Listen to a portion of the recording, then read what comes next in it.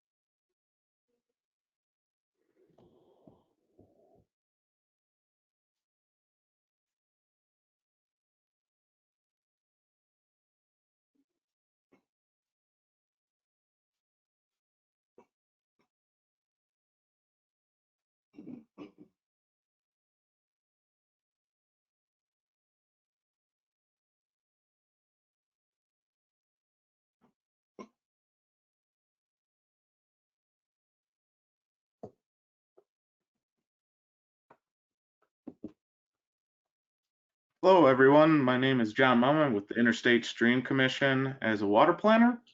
Today, the Interstate Stream Commission is doing an in-depth webinar on the leap ahead analysis presented by Dr. Craig Allen on ecological dynamics. Next slide, please. I'm not sure how to make it move, John, in this mode. Oh, there we go. Sorry. Just to go over some big picture stuff about the 50-year water plan, uh, we present these slides at the beginning of every presentation on these webinars. In case you missed it, I'll quickly go over it. Again, the big picture of the 50-year water plan is the goal was to build a science foundation. That is what our climate change leap ahead analysis is, looking towards 2070. The goal is to engage climate and water scientists that have decades of research background and published papers on the subject to produce a science foundation for the 50-year water plan. Once we have that 50-year water plan, we wanted to do a resiliency assessment where we engage the New Mexican public on boots on the ground decision makers and experts in the field of water usage throughout the state, from farmers to public water system users, and kind of talk about resiliency, where are they at, how, you know, what they need to do to become more resilient based on the science foundation. And that's where we'll produce the adaptation strategies in development, in engaging both the public, the New Mexican boots on the ground experts, decision makers, and then also the science experts, where we can discuss about the strategies and how is that helping the system. And then in the back end of the whole project, we want to have recommendations to the public that go over policy, operations, land management, local decision-making makers, and research. Next slide. And this is just kind of an overlook at our schedule. Again, the next steps, we're going to have more webinars throughout the month of August. And then in September, we're going to have on the 1st of September, we're going to have a resiliency assessment information forum where we talk about resiliency. What does it mean? What are we trying to get out of that? And then in September, initiate the resiliency assessment. And at the same time, we're going to continue to do parallel tribal Pueblo outreach and communication. Next slide. And finally, again, this is our website information. Everything's on there, from links to groups that we're partnering with, and information on what's going on. And then also we also have an area for it's called In Case You Missed It. That's going to be where all recorded webinars are located, and the PDF of it and other documents. So if you missed it, if you can't make a meeting, go there. We'll have the recording. Again, I usually can get it up the day of or the day after. So if you're wondering when they're going to get up, within a few days, and they'll be up so you can watch it. And then also, we're trying to make sure all your questions and comments on the leap ahead analysis, or on the resiliency assessment, or the 50-year water plan itself, we have a comment or public input place on our website. Go there. It's all over the website, so if you can't find it, you'll see a notation of it. Jump on there, make a comment, or ask questions on subjects you're wondering. If you, let's say, are not on the email list that's been emailing, blasting people about the meetings and webinars, feel free to shoot the water planning email, an email, and we can get you added to that list. Again, questions and comments, if we don't get to your question today because we run out of time, feel free to jump on the website at the end and shoot your question to the smart comment section we have, and that way we can answer that. I want to introduce Dr. Craig Allen, and this is his show and his presentation, and I'm excited. So Dr. Craig Allen, you can take the show. Away we go. And Craig, please. Yeah. So thanks, John. Thanks for the introduction, and a little more boilerplate. These There's a 7-slide intro set that all of the participants in this climate assessment I've been showing. So those of you who are regulars, I haven't seen any of them, but I'll just spin through these quickly. But this just describes this this assessment that I wrote a chapter for, and I'm going to present on today. But it's this foundation for the New Mexico 50-year water plan. Why do we need it? Because our climate is indeed warming, as is the whole planet's. Precip, the temperature has been climbing steadily the last 50 years, but precip is not showing clear trends. There's so much annual and decadal scale variability in the Southwest US that it's hard to sort long-term trend out from it in just a couple decades. So I think the jury is still out on that.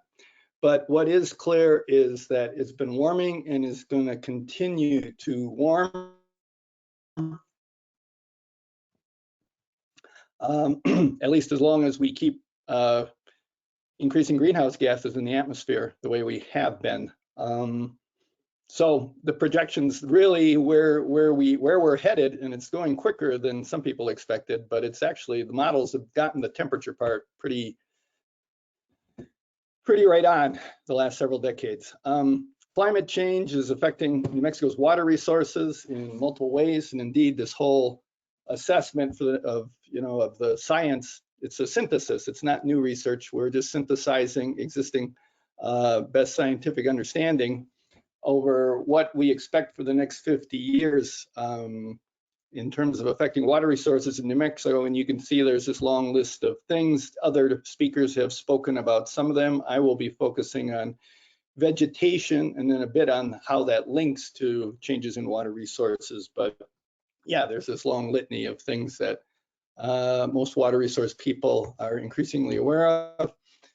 This is the team that was assembled by, Nelia is not on there, but Nelia Dunbar, who's leading the effort as the state geologist, and then Dave Gutzler and Fred Phillips have been sort of, I guess, her main lieutenants on this thing. I'm one of this diverse group of scientists working on it. And the ground rules of the study, as it states here, to assess and synthesize the recent scientific literature on climate, hydrology, and related things and impacts of these changes, tying it back to hydrology. And so of those bullet points down there, this one, ecological dynamics, is the one I'm going to be addressing. The process is really, John actually pretty much sort of went over it here, but we've been working on this for a few months. I was brought in on, I don't know, sometime in March, I think. Basically, we have our draft of the report is undergoing peer review right now. We're starting to get the review comments back. By the end of this month, we're going to push that back to the ISC, our revisions responding to the peer reviews. And so the draft report will be ready. Well, I'm hearing September 1, but yeah, the same as the end of August. That'll be the public comment period, and then we'll make final revisions in response to all the comments. And without further ado, I'm going to go into just an overview of what I addressed in my chapter of this, which was chapter 4, titled Climate Change, Ecosystem Responses, and Water Resources in New Mexico. So it's basically about how is climate change affecting ecosystems, particularly vegetation, and then sort of downstream, literally, what does that do for water resources? By way of introduction, it's this is really what this chapter is about here. Most of this presentation is going to be lots of pictures, a few graphs, but in a few places there's text. And so it's kind of a waste, but this prompts me to make sure I'm going to get it right. But basically, ongoing climate change, which is a mix of both natural climate variability, which is substantial here in this part of the world relative to precip on all time scales, and directional anthropogenic climate change, which is increasingly a strong signal, particularly with regard to temperature, climate change is a major driver of, recently, we've been documenting a lot of change in vegetation in New Mexico. These changes in vegetation then affect a whole variety of ecosystem processes and interact with things like geomorphology and hydrology in our landscapes. And you've heard presentations, or at least there have been other presentations on these topics, and they're included in the report by others. And thus, these climate-induced changes in vegetation I'm going to talk about do have consequences for the water resources in New Mexico that affect all of us. Ecohydrology, which I won't talk about a lot, but there is a scientific field that literally is that intersection, the interface between the intersection between ecosystems and the hydrology. There are these feedback processes. And thus, the overall point of my chapter and this talk is to review the effects of climate change on vegetation in New Mexico, and with some linkages to ecohydrology as context for the statewide assessment of water resource issues. And that's context for the development of this 50-year water plan for the state.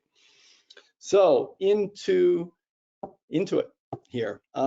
So how has it been affecting vegetation, and how does it affect vegetation, and what do we expect in the next 50 years of anticipated climate change affecting vegetation in New Mexico?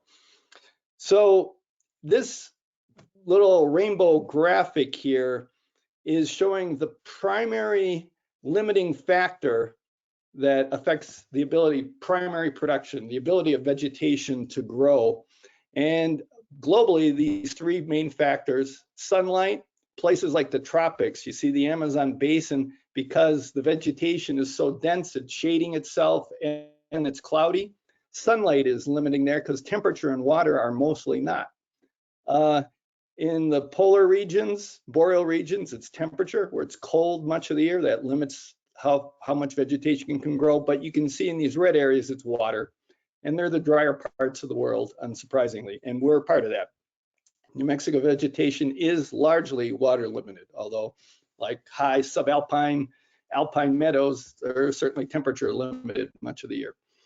And indeed, along elevational gradients really affect vegetation, because along these elevational gradients, you have big changes in water availability and in temperature. So these two big drivers of vegetation. So unsurprisingly, you see big differences along elevation. You also see topography having big controls on what's vegetation. South aspects are warmer and drier, and so have different vegetation than north-facing slopes. And there's a lot of topography in New Mexico, a lot of up and down, and so that has a strong effect locally on what's growing in a place. So overall primary drivers of New Mexico vegetation change: there are direct climate drivers of vegetation, and so as we just discussed, particularly water availability, plant available water, which is not always the same as what comes out of the sky, is how much water is actually available to plants on a site to do what they need to do to live. But increasingly, temperatures are also affecting the water part of the balance here. So yeah, again, emphasizing plant available water. And the warming, yeah, the last 6 years have been the warmest years in the instrumental record, back to circa 1880 globally. The frequency and severity of extreme climate events, and from a vegetation standpoint, particularly extreme drought, heat waves, and these compound joint disturbance of hotter droughts, and in a dry part of the world like this, when we have drought, there's feedbacks between temperature and the drought. The point of this diagram is just that extreme events, if you change the mean, and this has probably been covered by like maybe Dave Gutzler from a climatology standpoint, but if you shift the mean of a distribution like temperature and say, well, okay, it's changed 1 degree C, a little more than a degree. In New Mexico, it's about 2 degrees Fahrenheit or more at this point. The tail ends of the distribution, the extreme events, it makes a big difference in the frequency of the extreme events. And it's these extreme events that from an ecological standpoint, from a vegetation standpoint, that's where the big action happens. And it's these hotter drought extremes, either singly or in combination, that those are the ones that are making a big deal. And so, for instance, think about Portland a month ago or whenever, hitting 116 degrees. I mean, they were breaking records by 8 to 12 degrees in the Pacific Northwest in places. That kind of extreme increase in an extreme is almost certainly, the attribution hasn't been done yet, but they're working on it, a result of climate change changing that distribution at the tails. And these are the events that are now starting to increasingly get our attention. Vegetation, and I'm going to talk a lot about these extreme events here because some of us have been studying them for some time. In my case, I've been working here mostly in northern New Mexico, but I've been based here and working in these mountains for over 40 years on studying how landscapes and vegetation change through time. And I've had on the ground, I've been literally, the course of my career is to a large extent been documenting these changes and trying to understand them and what drives them. This is an example. So this, again, the same concept. How frequently are extreme events, and particularly hotter droughts, I should have made this a compound. I should have built this graph to start it simple. But if you just look at the black line, the curve, that's simply recording how many drought events are there as a function of how long they are. So the point is there's lots of short droughts, maybe one day without rain around here. If you want to call that a short drought, that happens. There's a zillion of those. But to get week-long droughts, month-long droughts, multi-month long with no precip, obviously those are much more infrequent. It turns out empirically that if you put plants in a growth chamber, put some trees in a greenhouse, and you stop watering them, and some of them are heated and some of them are not, that obviously at some point they'll die without water if you don't water them. And it turns out they die quicker without water when it's warmer. And what that means is that the drought events don't have to be as long to kill a tree when it's warmer. And what that does on this curve of how frequent those are, multi-month droughts are rare, but multi-week droughts are frequent. And this is part of why we're seeing a vegetation response. So there's a couple ways this extreme events can emerge on a landscape.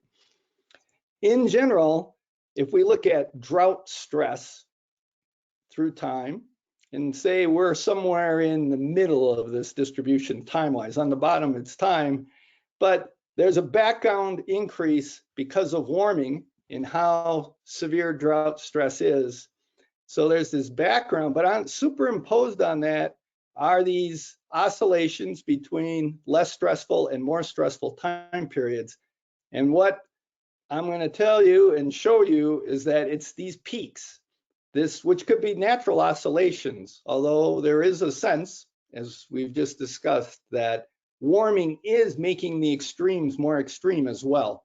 And there's other dynamic reasons for that, including in terms of precip, which I won't talk about today, why that is, but I'm sure Dave did. But these peaks of low and high stress are where the big action happens ecologically, environmentally, and those have impacts on landscapes and affect water resources. Other big drivers of vegetation change is the physiological response, which is one of the things that I've been forced to learn a lot about in the last 20 years of under drought and heat stress. How do plants respond? And what they do is they give up the least valuable tissues first. So you can think of this as kind of a visual graph of more severe drought as you go from left to right. Right, so the orange is the really severe and the left is less severe, the yellow. And what plants give up first are the least valuable tissues, leaves, if you're a tree. They want to hold on to that woody tissues that took years, they invested in it. They want to keep it for decades or more, hundreds of years. So they give up leaves first and then branches, and then they'll completely die back. And this, when you're looking at patterns on the landscape of what's going on, you can see as the amount of leaf area on a hill slope goes down, on an individual tree or in a whole forest stand, it's an indication of increasing forest stress. When I started studying forests here in the 80s and through the early 90s, forests it was a good time to be a tree, and they had lots of leaf area, but that leaf area has gone way down, and as many of you have surely noticed, a lot of trees have died as well. They've been this spectrum, you can see this spectrum of plant response playing out. Then you get a whole series of disturbance processes related to climate. So those were the previous ones were direct climate drivers of vegetation change. Indirectly, climate affects insect and disease dynamics. Things like insects that are cold-blooded, we call them, right? But their metabolisms crank up. Their life cycles speed up when it's warmer. So things like bark beetles, instead of taking 1 or 2 years to have a generation, they might get multiple generations in a single growing season now because it's warmer. The seasons are longer and warmer. Fire, I'll talk at that in length in a bit, but climate really is altering fire dynamics. It has effects on, ties into things, invasive plants, which are kind of a human introduction in the system, but changing climate provides different opportunities for different invasive plants. And then interactions among disturbance processes. And this matters. This spaghetti diagram is one I put together some years ago for Southwest, looking at the interactions between 3 disturbance processes on the left, die-off, fire, and erosion across spatial scales from fine scale at individual trees and then up to landscape scales. But the point of this is that these ecological processes, something like fire, are operating interactively with other disturbance processes, and they're doing so across spatial scales. And the practical effect of this is that it's very hard to model these disturbance processes in a model of how does vegetation grow and develop through time. And then if you change climate at the top of this, if you change the climate inputs, you're affecting these disturbance processes, but the disturbance processes are affecting each other, and they're doing so across spatial scales. And the spaghetti diagram is we know these arrows are all out there and exist, but we cannot quantitatively, even in a small area, parameterize, a modeler would say, put numbers to all of that complexity at this point. But this is going on out there on the landscapes. Landscapes are responding this way to changes in climate. So we know, and we can see, it's directly apparent that climate is a fundamental driver of vegetation patterns, processes, and change. But so how do we then determine how ongoing and projected climate changes are likely to alter future vegetation? A couple ways. One, and one of the more satisfying and strongest ways is through direct observation of changes in vegetation and changes of climate by monitoring these things, by conducting long-term research. There are a couple of long-term research landscapes in New Mexico. The Jornada Experimental Range in the south associated with NMSU and the USDA Agricultural Research Service. The Savietta LTER on the Savietta National Wildlife Refuge, south of or near Socorro. And then the HAMAs informally, and I've been involved in basically more accidentally without long-term funding, we've put together something like that in this mountain range in the north, working a long-term partnership. I worked for USGS for decades and the Park Service based out of Bandelier. All of those little dots you see there, most of those are vegetation monitoring plots or transects of one sort or another that we've established over the last 40 or so years. If you look at the larger landscape where Bandelier is just this little piece in the southeast corner centered on the Vice Caldera, The Weiss caldera in the last 20 years has developed a similarly large network. These are essentially all vegetation monitoring plots in the Jemez as of about 4 years ago. And some of these things go back again into the 80s, actually the earliest ones into the 70s. And from these, we directly can measure, see, photograph what the vegetation has been and how it changes. And of course, we're monitoring precipitate climate up there. There's weather stations, met stations. For examples of things we learned, 30 years ago, we established 3 kilometers of centimeter resolution vegetation transects on the ground in pinyon juniper woodlands in Bandelier. It's 3 million centimeters. We don't monitor them all every year, not even close, but there are a few we do every year. And but we can tell you that in the big tree mortality dieback year of 2002, 2/3 of the ground cover, the dominant grass cover, blue grama in these woodlands died. Nothing to do with bark beetles, just drought and heat stress. So the amount of bare soil in that system went up markedly. And these are the kind of things that it's just direct kind of brute force, if you will, observation, but super important.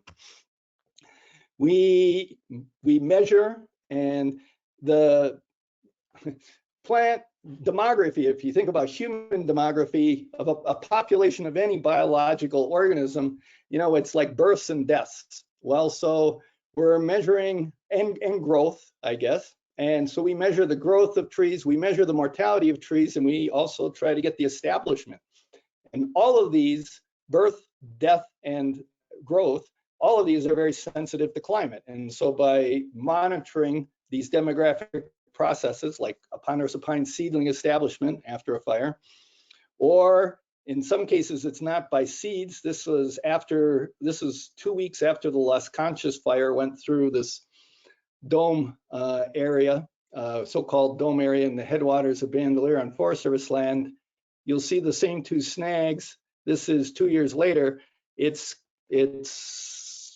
Gamble oak and New Mexico locust, 2 resprouting clonal shrubs that have filled in the space here and are continuing to dominate this site, one of the common responses to high severity fire in this part of the world.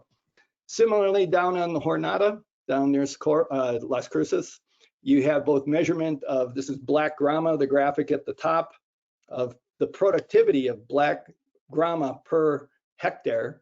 And you can see there used to be a lot of it prior to the 1940s, and then the 50s drought comes and suppresses it, but it doesn't recover. And it's part of this transition. There's transects, the repeated measurements, photographs documenting this transition from desert grassland to desert shrubland, both creosote and mesquite. Widespread that's occurred in the desert grasslands in the south and is actually moving north into a whole variety of grasslands in New Mexico. But it's been directly measured. This was done by looking at the General Land Office land survey records of vegetation at section corners and even smaller land survey distribution from 1915 to 1998. But again, you see the big increase in red, which is mesquite, and in this brown, which is the creosote, and the great decline in the green, which was the grasses. A lot of it was black grama. So there's different ways to monitor and reconstruct. Other ways, using aerial photographs. This was some work I did in the early 80s. It's about a mile across the width of each of these 2 repeated scenes. This is the summit of the Frijoles watershed in Bandelier. This is along the Caldera Rim, and that's old grassland being invaded by trees in the 20th century in the absence of fire. And you can document, you can map the changes in vegetation off of air photos. We're fortunate to have stereo photos going back to 1935 of large parts of the state.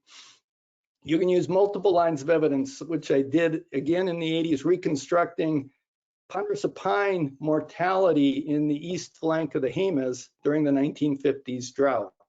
So the last really severe drought before the current drought we're in was during the, say, from like 42 to 56. depending, different people show it different, but it was a severe drought from a precip deficit standpoint, and it had big impacts on vegetation that are documented in written documents and air photos and ground photos, and you can also date the wood and map it off the air photos, which we did. So we can see how vegetation changed in the past, even if we weren't always out there with long-term ideal plot-based monitoring networks. To go farther back in time, like to get these kind of vegetation changes, this is the big vegetation change from the lower figure, these vegetation types during toward the end of the last ice age, so 14,000 years ago. This is largely from pack rat middens, a little bit from pollen, but primarily this is from the fossilized, well, they're not even fossilized, they're just encased in the hardened urine, the really concentrated, it's called amber rat, that pack rats bring. The pack rats have sampled the vegetation near their little rocky crevices where they bring this stuff together, and it gets cemented together with this crystallized urine, and it'll be there for tens of thousands of years. So for the last 50,000 years, we can actually know what was growing within about 100 meters of a crevice from what pack rats were pulling in. And it's still there. The leaves, you can, I mean, there's an immense amount of DNA analysis starting to be done now on literally the plants and even insects and bones that these pack rats piled up and basically sampled for us in the past. But you see the huge change in vegetation between the cooler, wetter conditions at the end of the last glacial in the lower map versus the modern vegetation patterns that set up, mostly by 8,000 to 9,000 years before present as we came out of the last ice age. Also from lakes, sediments, and bogs, you can take these sedimentary cores, couple-inch diameter cores, and also get particularly pollen and charcoal records that also are very helpful in reconstructing past changes in vegetation as well as processes like fire. So this is from a bog in the north central Jemez Mountains called Chihuahueños Bog. By the way, in this last picture, we did a lot of work with Scott Anderson out of Northern Arizona University and his students in the late 90s, early 2000s, sampling bogs and lakes in northern New Mexico, southern Colorado. Oops, wrong way. And this is a charcoal record. So this is with depth. So 4 meters, every centimeter, counting the charcoal in particles of charcoal per cubic centimeter. And you notice this is a huge 5,000 particles per cc. These are huge concentrations of charcoal. But you see, you get back before 10,000, the end of the last ice age, not much fire going on in that landscape. In the early Holocene, an immense amount of fire, an immense amount of charcoal. But even here, there's thousands, hundreds to thousands of particles, sorry, except right at the top, it was 0. And we can date that to the late 1800s. So the biggest anomaly in the last 9,000 years was the last 120 years, where there was no fire in these landscapes, this suppression period. It gives us a long-term context for human land use, in this case, that caused fire suppression. Tree rings, we also have just an extraordinary amount of tree ring. The methodology was developed in the Southwest US. Out of the University of Arizona Tree Ring Lab, there's an old wood, you can develop 1,000-year chronologies and reconstruct precip, temperature, fires, flooding, insect outbreaks, all kinds of things. With tree rings, we're fortunate to have, this was a long-term colleagues of mine, Tom Swetnam on the right, who directed the tree ring lab, and Ellis Margolis, who now runs the New Mexico Landscapes USGS field station here in the north that I worked with until recently retiring. Doing an immense amount of work, but particularly with fire. We'll talk just a little bit about fire here and what it means, because it's so climate sensitive and has such big impacts on vegetation. The Jemez Mountains are by now, Ellis, we were working on it since the 80s, but Ellis has finished gridding the Jemez and is working on writing this up. The different colors, each of these sites out there's places where it's now over 1,600 trees in the Jemez, many thousands of dated fire scars to the year. Indeed, most of those scars are dated to the season by the intra-annual ring position of the scar within the wood.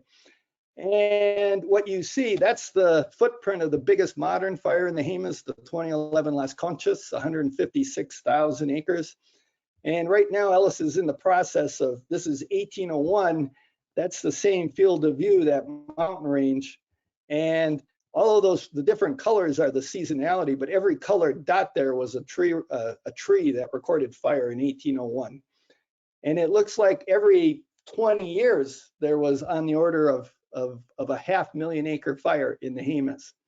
So it's not that the footprint of modern fires is bigger. We've actually starved these landscapes of fire for a long time by deliberately, first inadvertently through livestock grazing, but then deliberately through fire suppression since 1910, formally. As an ecologist, we're less concerned with how big these fires are than the severity of them. And so, yeah, there's Las Conchas for reference. And that happened a lot in terms of the footprint, but not in terms of the severity. Anyway, we've developed, the Jemez is one of the most densely, probably in the top 3 most densely mountain landscape sampled for fire history on the planet. And Ellis is putting together similar chronologies here in the north and in other mountain ranges. Tom Swetnam and his many students, who included Ellis, been doing that for decades across the region and now beyond. Actually, continentally, Ellis is leading an effort from Mexico to Canada to synthesize all these fire scar records. But one of the things they show us for the Southwest region is that there was frequent surface fire across this region that stopped in the late 1800s all across the region. And which brings us to another factor that we have to, in terms of challenges, in terms of interpreting effects of climate variability and change on vegetation, is human land use as part of the equation as well. And these land uses, with the access by railroad circa 1880 to New Mexico, to external markets, it led to huge booms in particular livestock numbers, which wasn't regulated at all early, and they literally ate the grassy fuels that carried the surface fire. This cartoon kind of shows pre-grazing, this view where the connectivity of the grass was enough to allow surface grass fires to spread and frequently burn without killing the trees. It's a very familiar and well-documented story by now. But what happened is the inadvertent suppression of fire happened because the continuity of the grass was interrupted by the continuous year-round grazing at landscape scales across the region. So instead of the grass being connected across the landscape, bare soil started to coalesce. And so it's these percolating networks, whether it's a herbaceous ground cover or whether it's bare soil.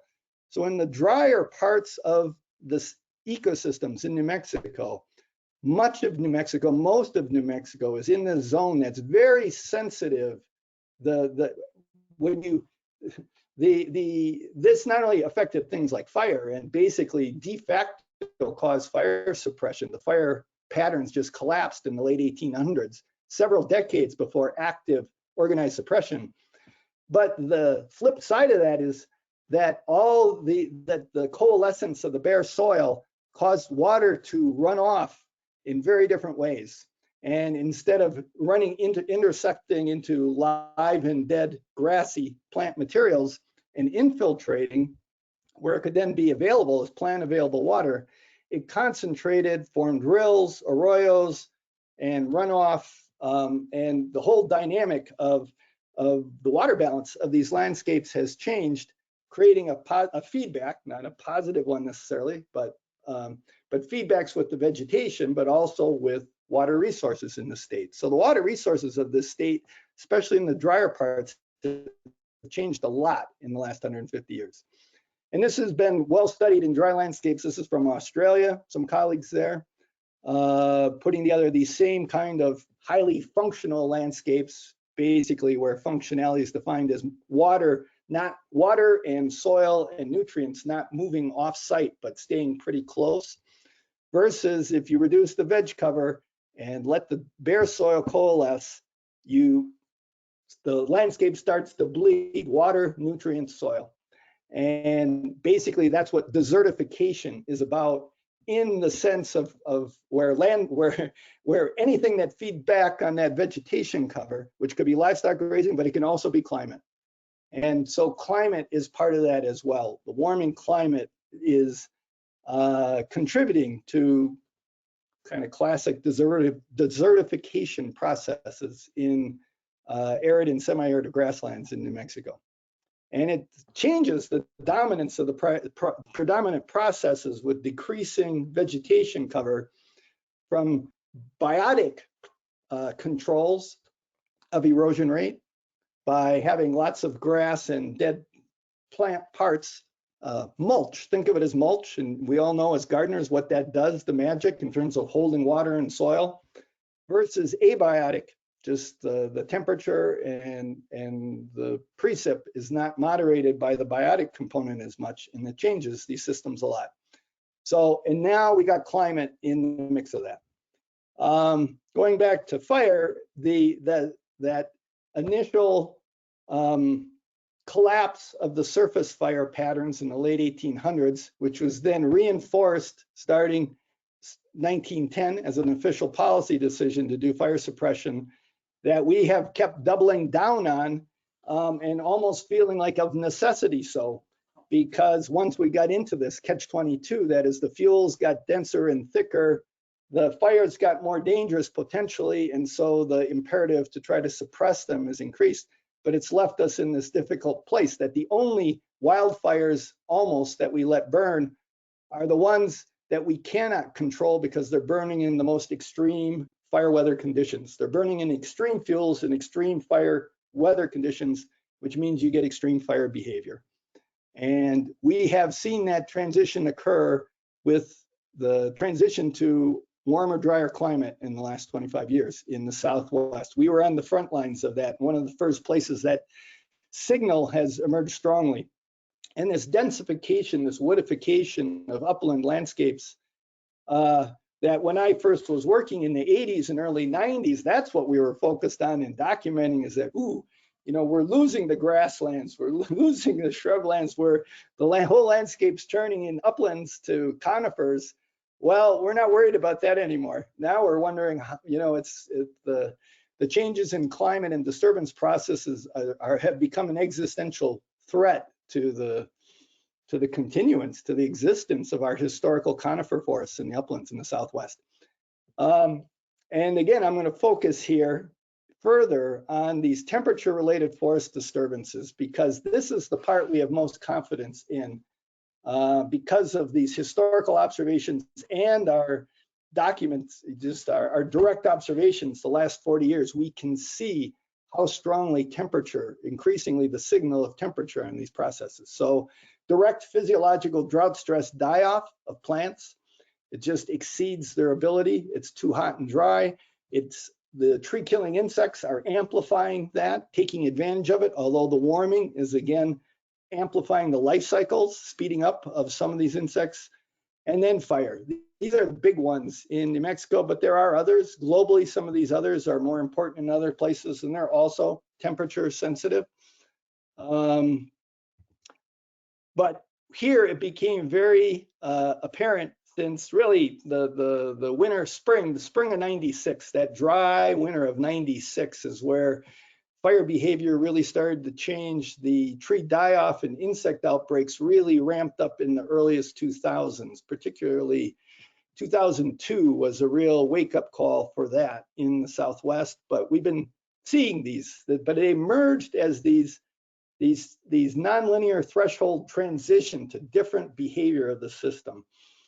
This paper by a colleague, Park Williams, who was postdocing at Los Alamos Laboratory at the time, he since went to Columbia and is just taking a faculty position at UCLA, but he still works on this stuff.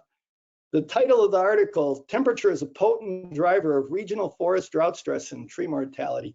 That's the story of this kind of by now classic paper. He pulled a temperature signal out of the tree ring record for the Southwest that had not been identified previously. So he took all those dots there, orange dots, the regional area he's talking about is the yellow, he used all the tree ring growth data from all of those orange dots, hundreds of thousands of measured tree rings going back 1,000 years, and reconstructed tree growth as a function of temperature and precip patterns.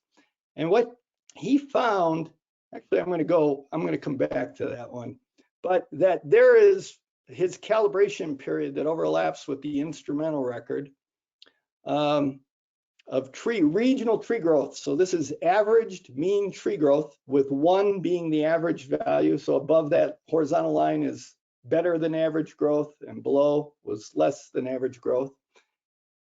And okay, the black is his predictor. And he developed it's a simple, pretty simple actually, empirical model, but with these amazing R-squared values, where by previous winter's precipitation, he could predict tree growth in the year for 2020, the tree ring growth from the previous winter's precip, plus particularly the daily max temperature during the growth season, which he converted to vapor pressure deficit, which I'll just go back to. And there was a bit of a signal from VPD the season before. And VPD, I presume somebody's talked about it, and I'm not going to talk about it long, but this is important. We use VPD in the equation instead of daily max temperature because we think that's what the trees were responding to. But there's this nonlinear increase in this unmet demand for moisture of the atmosphere. How much water can the atmosphere hold goes up non-linearly with linear increase in daily max temp. And that has ecological consequences, but it allowed Park to then use the tree rings to reconstruct this forest drought stress back through time.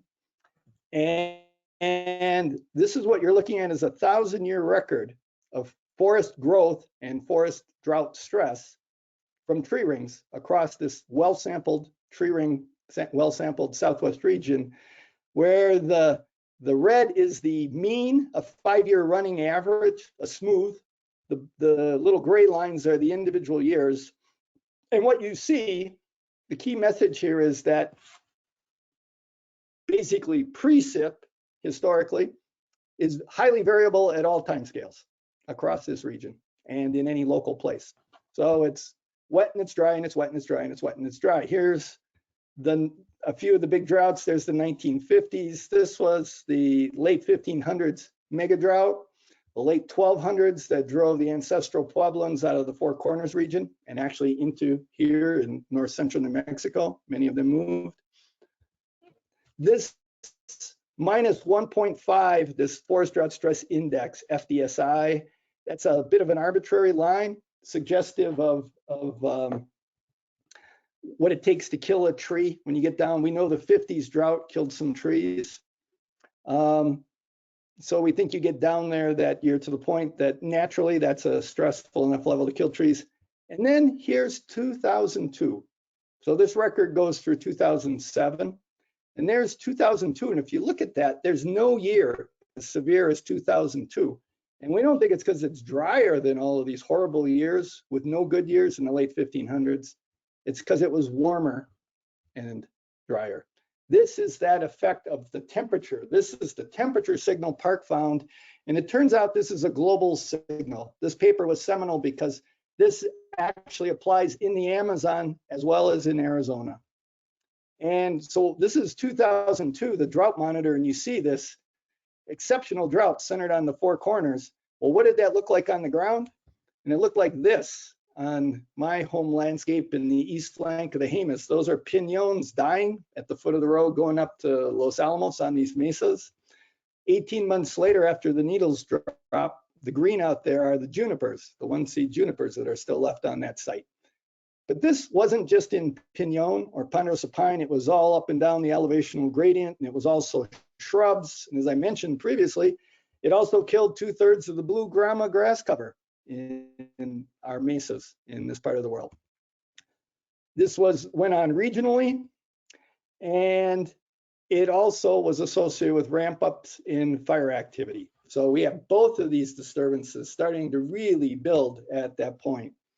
And it turns out that that forest drought stress index Park put together, that this is the if you plot the FDSI against the area of bark beetle attacked trees, area determined by aerial mapping every year, and wildfire area, high severity wildfire, that you have, again, very strong correlation coefficients with these things, showing that, again, these disturbance processes are closely tied to tree growth, forest drought stress, and the temperature, because the temperature was the signal that's being different. That's why 2002 looked different.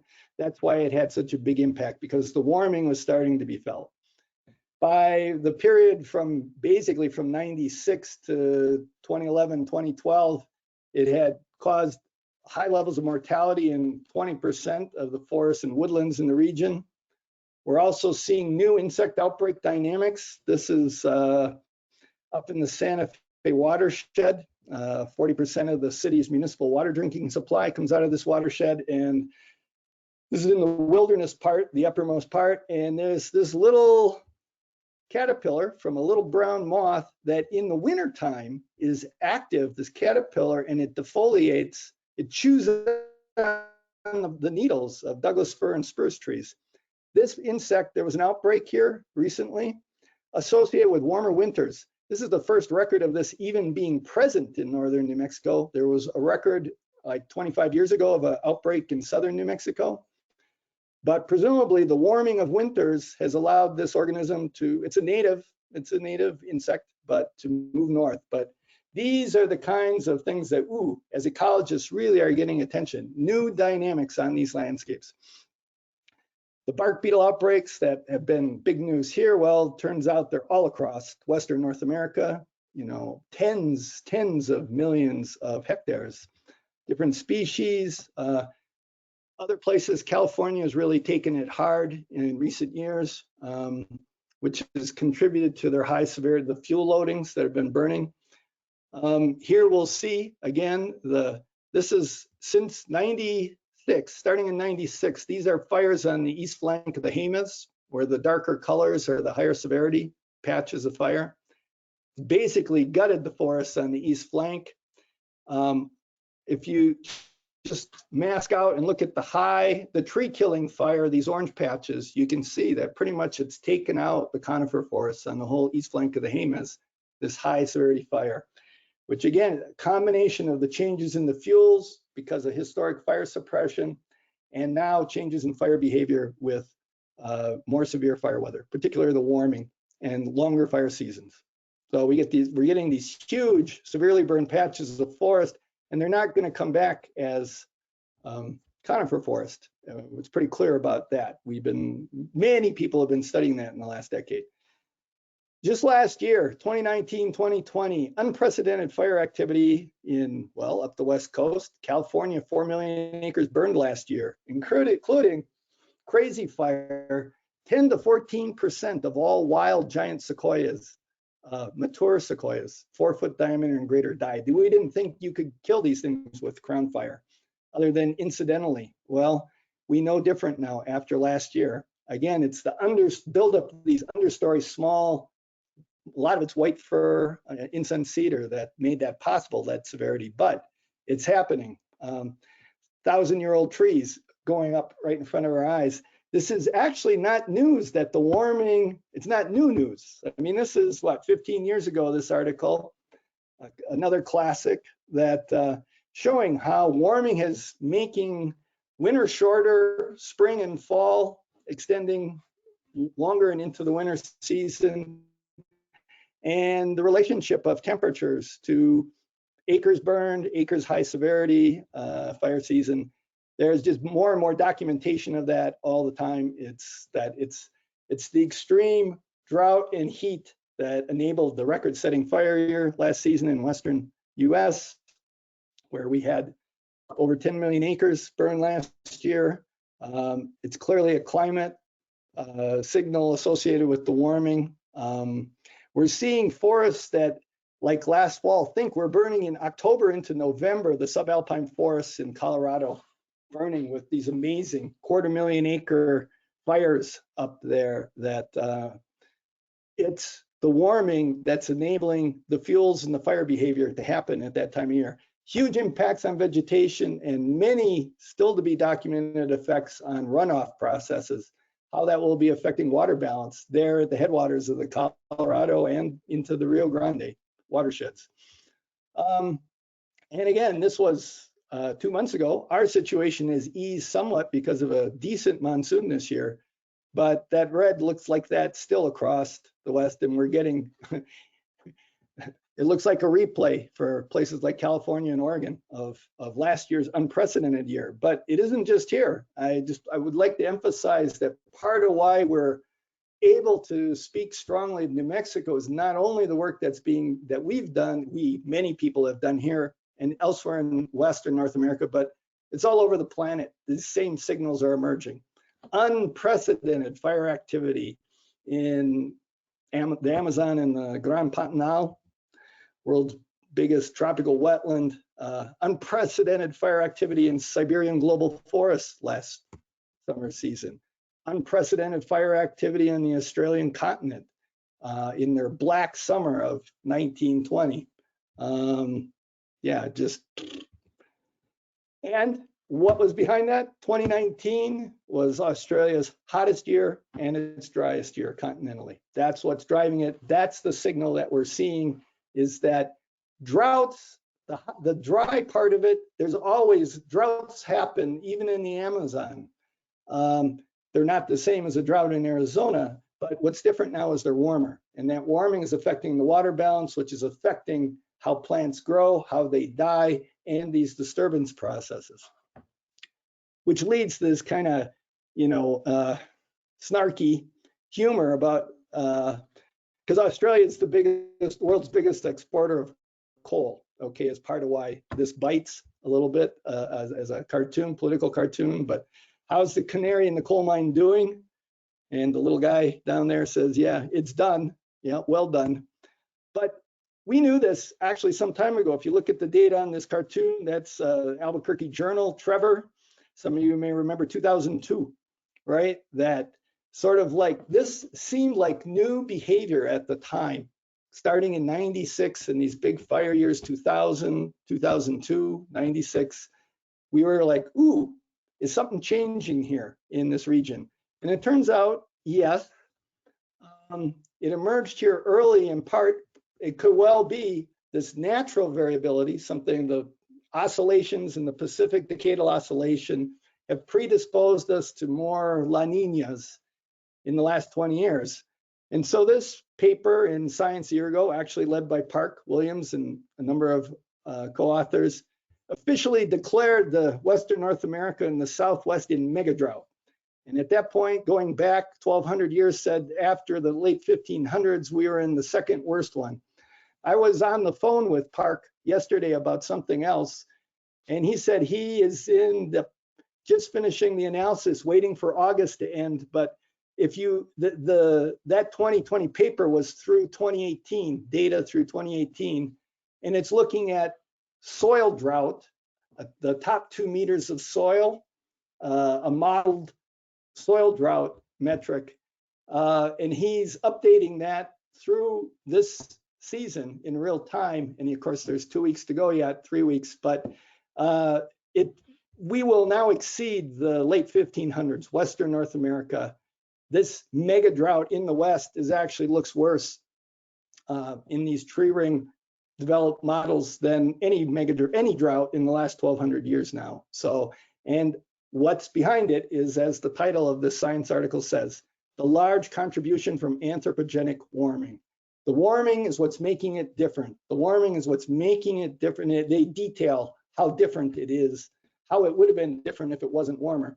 It would be still a drought, a severe drought, but it wouldn't be the off the charts stuff that we're experiencing. And yeah, globally, this is a very nice overview paper of how global change, climate change, and other drivers are affecting wildfires. But down there in the bottom, it's the warming. That's the climate change part. Yes, it may affect precip The precip's harder to model, but the warming, it's clear, which can lead to this kind of gallows humor, kind of look at this stuff, if that's even humorous. But it for forests, which I've spent a lot of time, and you're hearing about it, trying to understand how vulnerable are our forests here in New Mexico and beyond. It's an issue. And it turns out warming is a problem. And these hotter drought tree mortality events are emerging in the last 25 years all over the planet. With many colleagues, we've been compiling these records. We've been trying to understand what underlies it. The bottom line, we see already all forest types are on the planet, from tropical wet forests to dry forests, are showing during dry periods, when there's natural variability, the hotter drought is causing trees to die, but we can't predict it realistically. The models were not able to model this. I referred to that a little bit before. In a process-based model, the mortality is a complicated process, and we're not able to do it realistically yet, at even at a fine local spatial scale, much less globally. Turns out it's particularly bad news for big old trees on this planet. And that seems to be true both theoretically. Darcy's law is the physics of water movement through the xylem vessels. How does tree get water from the soil up 100 meters in a redwood to the top of a tree where the leaves and the buds are? And it turns out if it's warmer and the VPD is greater, it's more difficult to get the water up to tall trees. So we see it theoretically, we see it empirically through plots. And again, the warming is the strong, clear signal of what's happening and what's coming. And we're seeing these impacts, these changes in these disturbance processes, even though we're actually now at like 1.2 degrees C globally over the background. Here it's just out of as I'm sure most of you know, the latest volume 1 of the IPCC synthesis reports. The physical basis for climate change was released early this week. This is zooming in to just the last, back to 1950. This is global surface temperature.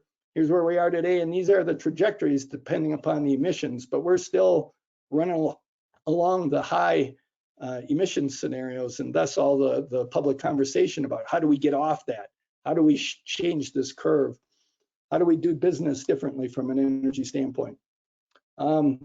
Part of the reason why the modeling is also difficult is that we parameterize our models based upon our historical observations, but as we move into increasingly novel, increasingly extreme, it's also increasingly novel terrain. And there are nonlinear threshold processes built into just the physical systems of the Earth and the biological systems. And so things look like they're okay until you hit one of those threshold nonlinear tipping points, and then the system behavior changes. And we're surprised by those. And again, it's the extreme events that are testing these, the extreme events that push against them first, and that's where we see it. And whether that's the exponential increase in large fires with warming, the dieback events, big flooding events for other kinds of reasons, but these tipping point changes in novel ecosystems are a major challenge to ecologists and to land managers. This is really scrambling, making it difficult for land managers who were used to using the past as a guide for managing toward the future. Well, actually, all of society does that, whether we're building bridges and how big should the culvert be, to how do we keep giant sequoias alive, 2,000-year-old trees, if that's our job in Mark. And some of us think that this is leading to an underestimation of the vulnerability of vegetation on the planet. In the case of this article, it was about tree mortality. But in general, we see the vegetation of this planet is starting to reorganize, as it must, because the underlying drivers, these climate drivers, and then associated indirectly disturbance-related drivers of vegetation are changing. And we don't actually know whether the world will become greener or browner. There's been optimistic things because of CO2 enrichment, which I might talk about briefly, but probably don't have time. But as I mentioned, tree mortality is complicated. It's interrelated with so many things, and we cannot model it yet realistically, process-wise. People are there's progress being made, but it's going to be a while, is my view. And again, the warning, why does that 2002, why did that stick out like a sore thumb? But Park, again, verbally tells me that 2011, 12, 13 are right down there with 02, probably worse. And again, they were dry, but it's getting hotter. His model is essentially an empirical model that lets you peer into the future. If you plug in the general circulation model climate outputs, which he did as part of that paper, he ran, I don't know, 4 different models and ran them hundreds of times. And this is where, when you've heard things like, oh, by mid-century, the mountain conifer forests of New Mexico might not be around anymore. Well, it's this model, right? There's 2002, that extreme year. The black is the observed FDSI, tree growth, up through, that was 02. This was interpolated through, I forget this last year. But what you see here is the model runs. This is the mean and the inner quartile of the distribution of these many hundreds of multiple climate model runs. But what you see is the mean and inner quartile by mid-century, by the 2040s, starts to exceed this tree killing threshold, and it starts to exceed that worst year, 2002. And by the second half of the century, warming, it's not precip that's driving this in the model. The projected precip doesn't change that much. It's the warming that's driving this forest drought stress to unprecedented levels that it's hard to imagine how trees could survive this. With Nate McDowell, who works still for DOE, was at Los Alamos for a decade or more. The FDSI is one of a half dozen different models that were looked at for pines and junipers in the Southwest and Western North America in this paper published in Nature Climate Change in 2016. And all of them by mid-century, 2050, 2050, you're up in very high mortality probabilities in these models. Now, again, I don't have a lot of confidence in these models, the process-based models. These are all different kinds of models, but it's actually a little worrisome that they're all telling us something similar. I actually trust the empirical model of Parks more than any, because basically the trees were integrating these rather than the model itself while it goes on. There's climate envelope models. This work by Jack Tripke and others. He's the regional ecologist with the Forest Service. This was out of his dissertation work, showing climate change vulnerability of vegetation types in New Mexico. And you see, basically, it's looking at the historical climate space that these different veg types grew in over the 20th century. How much are they going to change in the future if climate models are close to right? And it's a lot. It's a lot.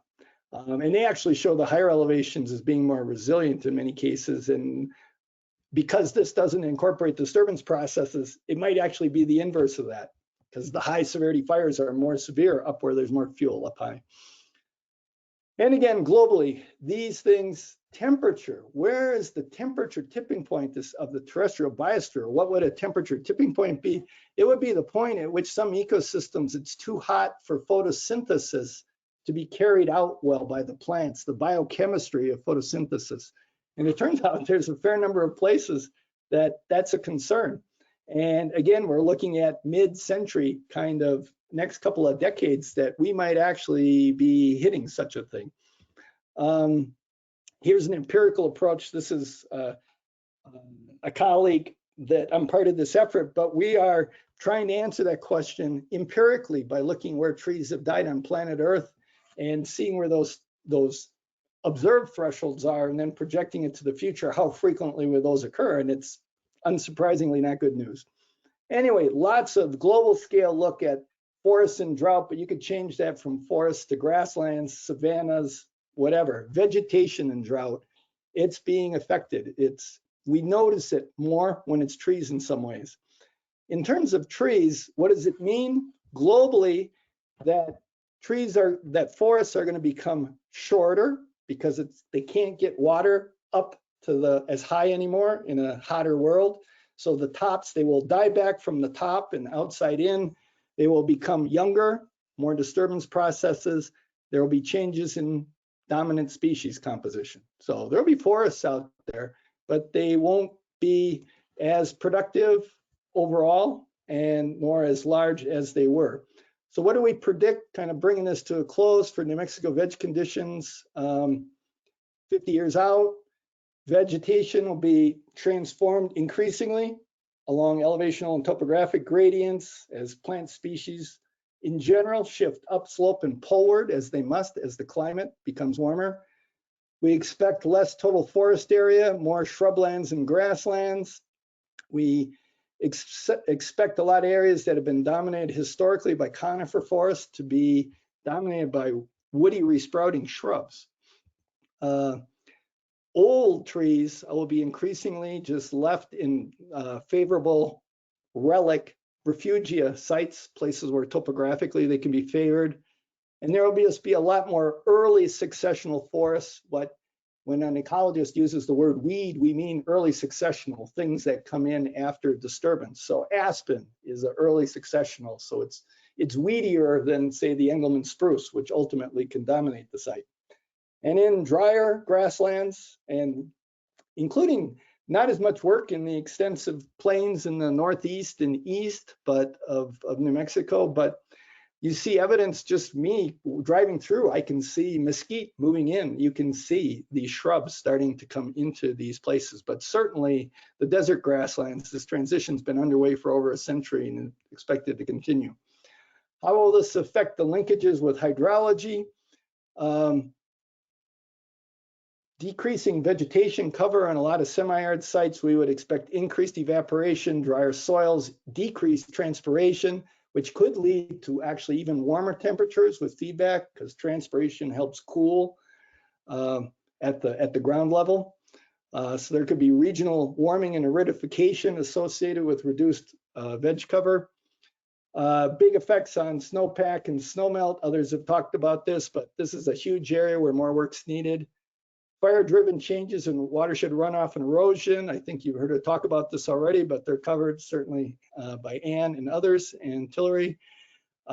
This changing connectivity of upland bare soil surfaces in these semi-arid systems where there's less herbaceous cover affects runoff, infiltration, wind and water erosion processes. Les McFadden addressed that in chapter 6, and I think a talk. And again, these feedbacks to the forest die back. There's debate about how this will change microenvironments and potential water balance, but it may affect soil moisture conditions negatively by exposing the soil surface to more sun. One thing I think it's going to do for upland vegetation in general, and particularly forests, is that society is really going to, and we've seen this, especially after Las Conchas fire, that the watershed values that these, the upland forest watersheds are the source of the vast majority of our surface water. And so we need to pay more attention to the viability of those forests and what's coming out of these. And so there's going to be a lot more attention paid to this for human reasons. And again, I think Ann and Les have covered this, but I mean, the effects on watersheds are hard to understate after these high severity fires for several years. You get 100-fold increases in peak flows with thunderstorms and debris flows and runoff and sedimentation of reservoirs, order of magnitude increases in sedimentation rates. And it's until you get some sort of herbaceous, vegetative cover, live or dead on these sites, it takes several years. But also wind. We're going to see a lot more, and I assume Les talked about this, but wind erosion we saw it for several years, that 2011, 12, 13 window This is right in the footprint of the Las Conchas fire. For like the first 2 seasons, 11 and 12, there was a lot of soil blowing out of that footprint because it was so slow in coming back in the drier end. But we were seeing it also more regionally, kind of haboobs coming out of the Pueblo lands north of Albuquerque. Biggest uncertainties moving forward, again, these nonlinear thresholds in many biophysical processes leading to surprises, including one could wonder about whether some of, and you're reading about, you heard some of it with basically the Gulf Stream, the big conveyor belt in the Atlantic recently, big news. But the oceans and the atmospheres are fluids redistributing energy from the tropics where there's more energy received than the polar regions.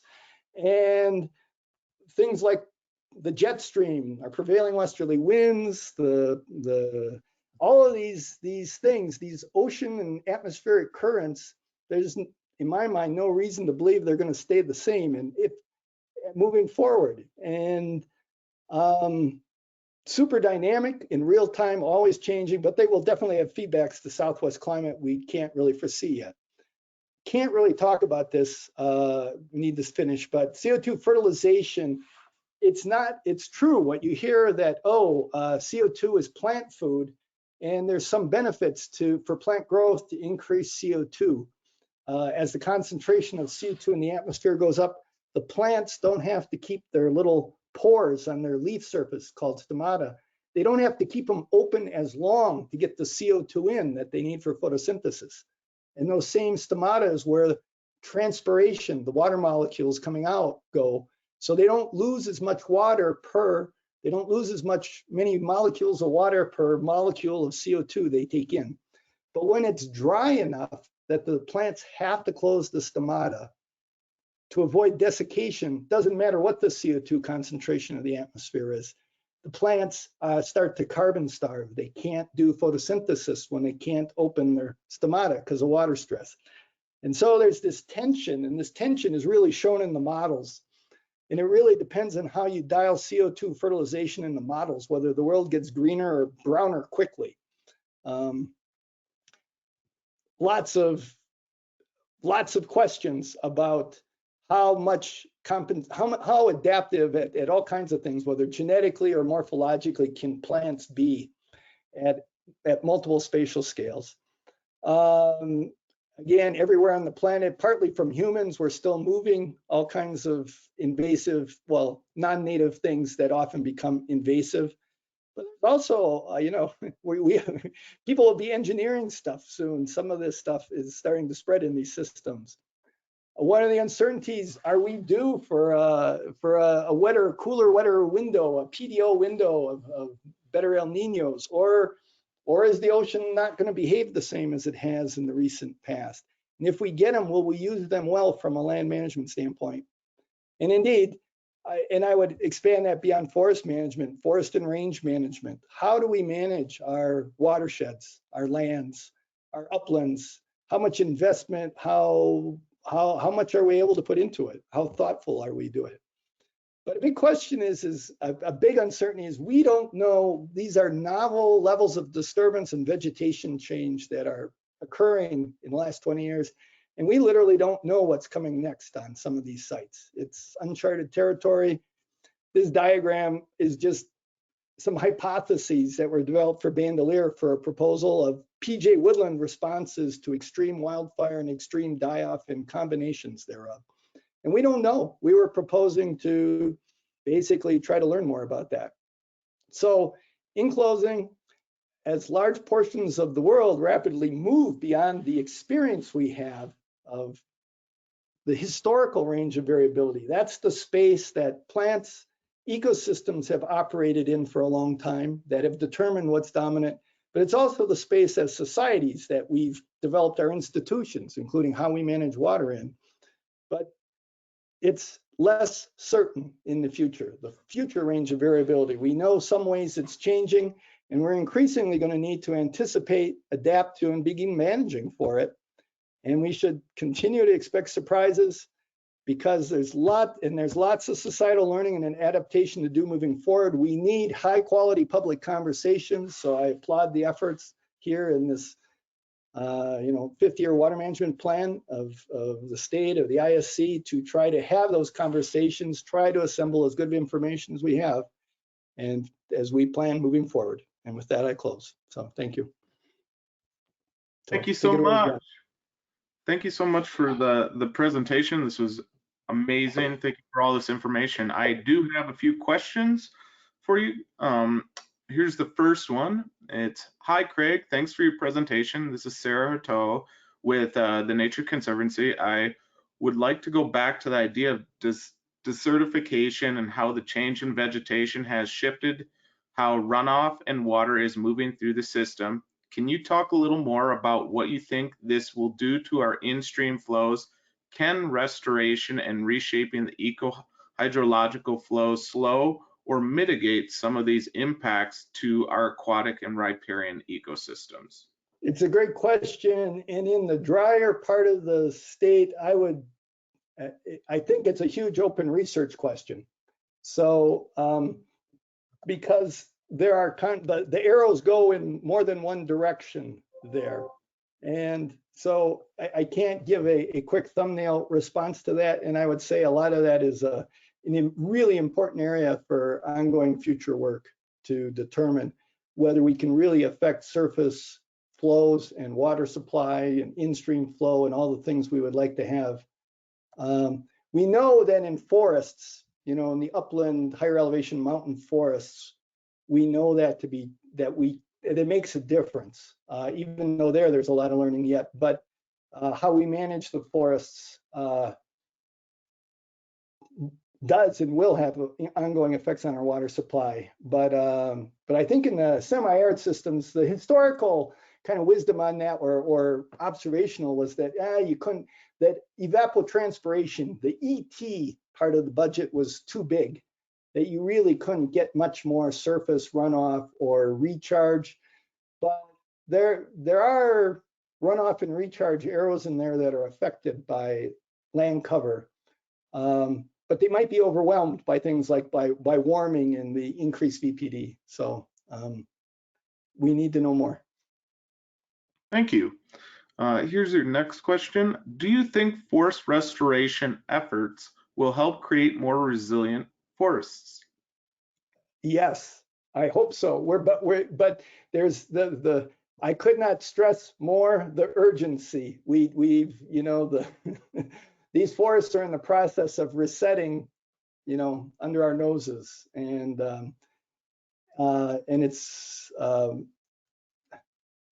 personally, it's actually a frustration, because we could see these vulnerabilities decades ago, and I've spent much of my career working in an applied fashion. So much of my work has been trying to understand it, to be able to help and work with land managers, and we're just not moving fast enough. Things like Las Conchas fire, was right in the heart of where I'd been studying since the 80s, and it felt like a massive failure that we were unable. We'd made some efforts in those landscapes, but it wasn't enough fast enough. And so I hope so. I hope the answer to that is, I hope it makes a big difference, but we need to move quicker and at larger scale, pace and scale, as the fuel managers are talking about now. Thank you. The next question, are actions we can take to increase the resilience of our ecosystems? Are there actions we can take to increase the resiliency of our ecosystems? Apologize on that. Yes, but they're ecosystem specific. So, so I won't be more specific than that. But yeah, they're all up and down these landscape gradients of elevation, topography, soils. And some places are more inherently resilient. Places where water collects, kind of the base of north-facing slopes, you get more run on, and are some of those places that current and historical plant populations will probably survive longer on those sites. But but yeah, in general, for forests, reducing the density of trees on places, not everywhere is overgrown, but so much of our forests have been because of fire suppression. So Thank you. Um, do vegetation changes affect groundwater and how? yeah, no, now you're beyond my eco-hydrological pay grade. So they do. I mean, in a general sense, there's examples I know from around the world. Um, they do by affecting infiltration rates. I mean, it's part of like the initial question that Sarah Herta asked, that it they depend in different systems, but when you look at the flows in the water balance of a site or a watershed or landscape, how much of it is ET going back up to the air, evaporation and transpiration, how much of it runs off, how much of it infiltrates, and vegetation affects all of those things. Um, and in some places, like in dry places in Australia, there's deep, I mean, vegetation can even pull from deep groundwater pools and pull some up. We might have some closed basins or almost closed basins in the south. I don't know, maybe you could imagine it. But anyway, I shouldn't speculate. Thank you so much. Are there any final questions? Please use the question box. Is there any last things that you want to cover, Craig? No, other than I throw this slide, this like something prettier up there but that picture, for instance, in the top of the Jemez is pre-Las Conchas. It doesn't look like that anymore. No. The one in the bottom there, the bottom left, that gray area halfway up the slope of that Santa Fe Balde, that's the Pacheco fire scar from 2011. I mean, these landscapes are in the process of transitioning, and there's winners and losers from a ecological standpoint out there. We're attached to what we're used to and what we've known historically and what we're used to working with in terms of how we manage and use lands. But there'll be landscapes, there'll be vegetation, there'll be, but it's, you know, the more that climate changes from the historical envelope, the more that these ecosystems are forced. I mean, forced is, they're just responding to one of the core drivers, which is climate, which then indirectly changes these disturbance processes. The more the climate changes from the historic norms, the more that the vegetation patterns and the associated eco-hydrological processes will change. And so the more we're going to have to learn to be able to successfully, adaptively, sustainably live in these landscapes. And but I mean, we can learn, we can adapt, we will adapt more or less successfully. So I hope it's more successfully. So anyway, best Absolutely. wishes to this water management planning process. So We have one final question that just came in, and this will be our last one. Again, if you have further questions about this presentation, the recording will be on the website and also the PDF of the presentation. Feel free to reach out through the public input page parts of the website for the 50-year water plan and the leap head analysis. And I believe Craig did put his email on here, so you can reach out also there. The final question is, can these large fires temporarily increase water yield as some high elevation forests are converted to grasslands and shrubs? yes, but there are some caveats to that, yes, because it depends on the dynamics of tree cover also provides shade for snowpack. So there's kind of a sweet spot in a the quick responses that too dense of tree cover uses a lot of water in terms of transpiration. But here in the Southwest, one of the big arrows on snowpack with moisture is sublimation, which is the snow being caught on the canopies or from the ground, going directly from snow back to water vapor from the warm atmosphere in the winter with the sun right on it. And so there's a kind of a sweet spot of forest density that varies by site and slope and aspect and elevation, and probably even by season, I suppose. How high is the sun angle? But where there's some tree cover, enough tree cover to provide shading for the snow that gets to the ground level. But if you blow off all the tree cover, like your question supposes, all that snow is then exposed directly to the sun. And so I'm not on some sites, I would think that could lead to no change in runoff, or maybe even less, perhaps. I don't know, because the sublimation might go up in that relative to, depending on what the forest was like before the fire.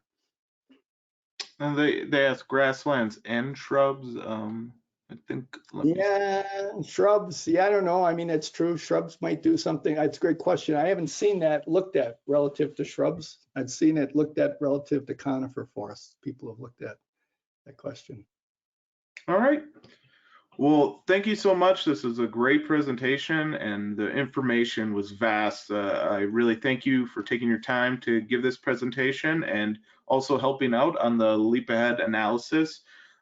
Again, if anybody has further questions or comments, feel free to go to the 50-year water plan website or shoot in an email. And thanks for attending today.